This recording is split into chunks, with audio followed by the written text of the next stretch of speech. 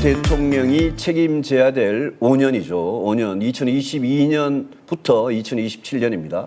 저는 우리 대한민국의 미래를 위해서 너무나 중요한 시간이라고 생각하는데 대통령이 꼭 해결해야 될 시대의 문제가 뭐 여러 가지 있을 수 있겠죠. 그중에 제일 중요한 문제가 뭐고 우리 윤 의원님은 그걸 어떻게 해결해야 된다고 생각을 하십니까?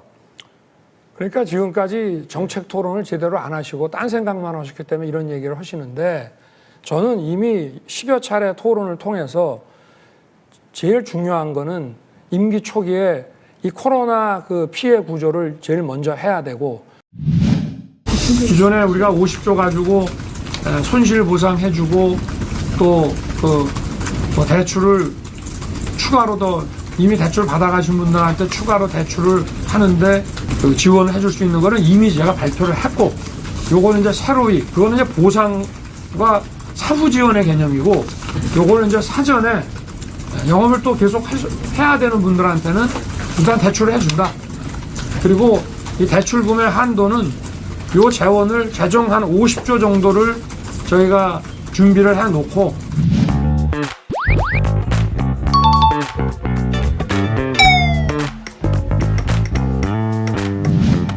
이재명 후보가 후보님께서 당선되면 하겠다라고 말씀하신 게 낙선하면 안 하겠다라고 해석이 된다라고 이야기했거든요.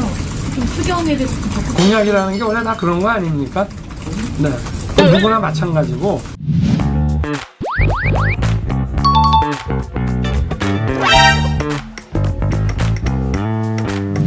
코로나 비상대응특별위원회는 영세 자영업자 소상공인 분들에 대한 신속한 손실 보상과 방역, 의료 문제 등을 종합적으로 다루게 될 것입니다.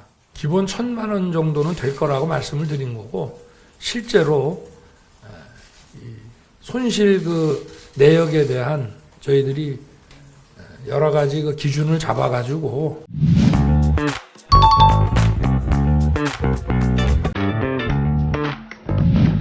(36조 4천억 원) 규모의 추경을 편성했습니다. 소상공인들에게 손실보전금을 최소 600만 원에서 최대 1,000만 원까지 지급을 해드릴 것입니다.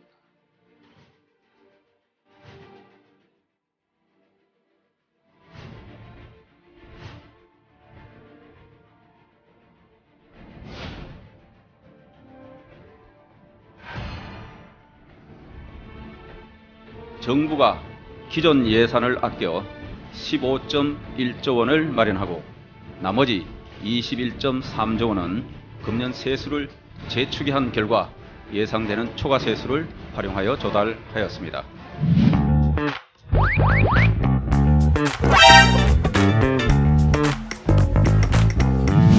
인기 영합적 현금 살포, 사용처가 불투명한 보조금 지급 등 부당한 재정 누수 요인을 철저히 틀어막고 일각에서는 여전히 이 재정 중독에서 벗어나지 못하고 빚을 내서라도 현금성 재정 지출을 늘려야 된다고 주장하고 있습니다.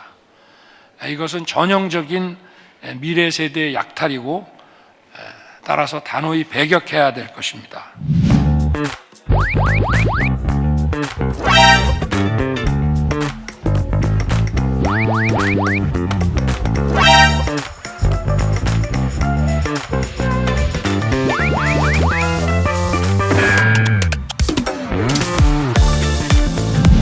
윤석열 대통령은 검찰총장 시절 2달간 8억 2천만 원을 썼습니다.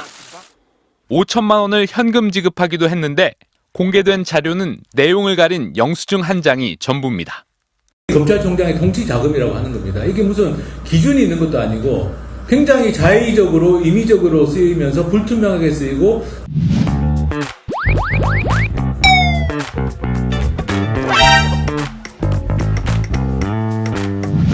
역대급 세수 펑크입니다.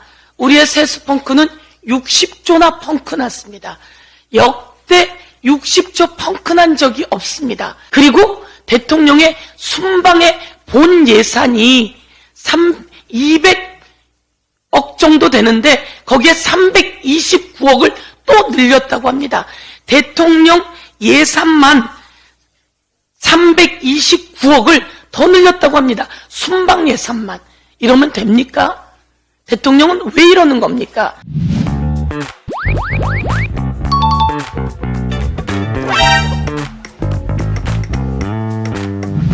그 환수 계획을 기재부가 방침을 정하고 중기부에서 동의한 겁니까? 아니면 중기부에서 먼저 계획을 세우고 기재부와 협의한 겁니까? 의원님도 아시는 것처럼 과세 자료가 없을 시에도 그 코로나 기간 동안 너무 어려우니까 일단 지급하자고 보자고. 아니 제가 물은 건 아니 국회 중기부에서 먼저 그 환수 계획을 방침을 정한 건지. 네, 맞습니다.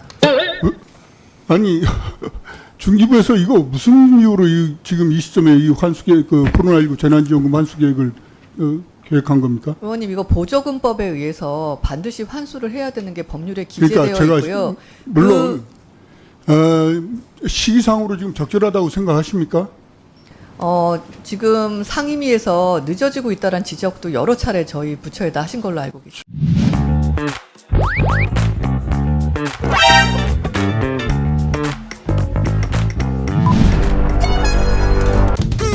오케이, 좋아.